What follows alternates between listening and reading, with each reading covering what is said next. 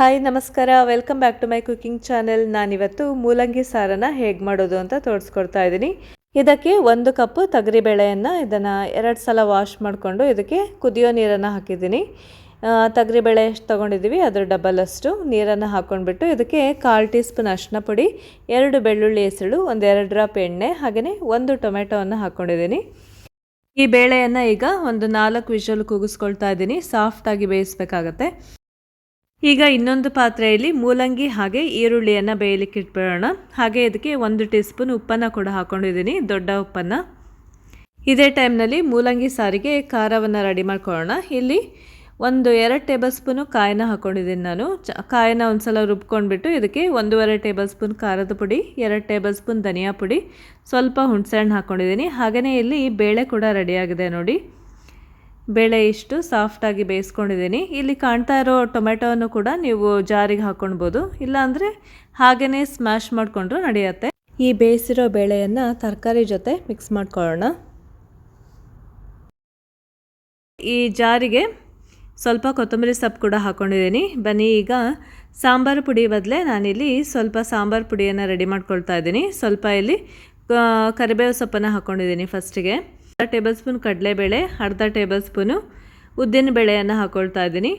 ಹಾಗೆ 1 tea spoon ಜೀರಿಗೆ, ಹಾಗೆಯೇ 1/4 ಟೀ ಸ್ಪೂನು ಮೆಂತೆಯನ್ನು ಹಾಕ್ಕೊಂಡಿದ್ದೀನಿ. ಈಗ ಇವೆಲ್ಲವನ್ನೂ ಕೂಡ ಚೆನ್ನಾಗಿ ಮೀಡಿಯಮ್ ಉರಿಯಲ್ಲಿ ಫ್ರೈ ಮಾಡ್ಕೊಳ್ತಾ ಇದ್ದೀನಿ. ಸ್ವಲ್ಪ ಕಲರ್ ಚೇಂಜ್ ಆಗಬೇಕು, ಹಾಗೆಯೇ ಘಮ ಘಮ ಅಂತ ಫ್ಲೇವರ್ ಬರುತ್ತೆ. ಅಲ್ಲಿವರೆಗೂ ಇದನ್ನು ಫ್ರೈ ಮಾಡ್ಕೊಳ್ಳೋಣ.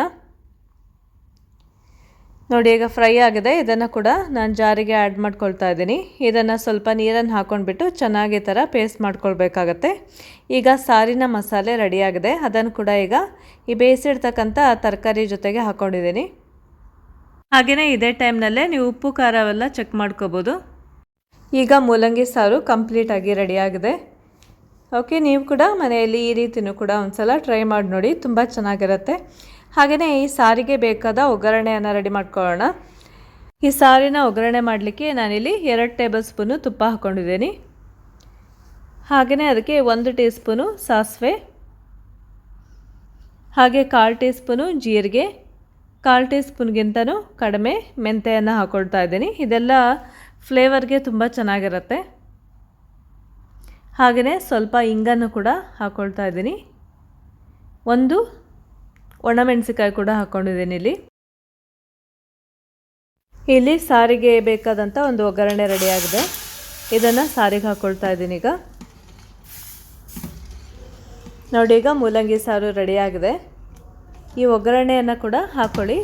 ನೋಡಿ, ಇಲ್ಲಿ ರುಚಿಯಾದ ಮೂಲಂಗಿ ಸಾರು ರೆಡಿಯಾಗಿದೆ. ನೀವು ಕೂಡ ಮನೆಯಲ್ಲಿ ಖಂಡಿತ ಟ್ರೈ ಮಾಡಿ ನೋಡಿ. ಹಾಗೆಯೇ ಇನ್ನೊಂದು ರೆಸಿಪಿ ಜೊತೆ ಮತ್ತೆ ಭೇಟಿ ಆಗೋಣ. Okay, thank you so much for watching.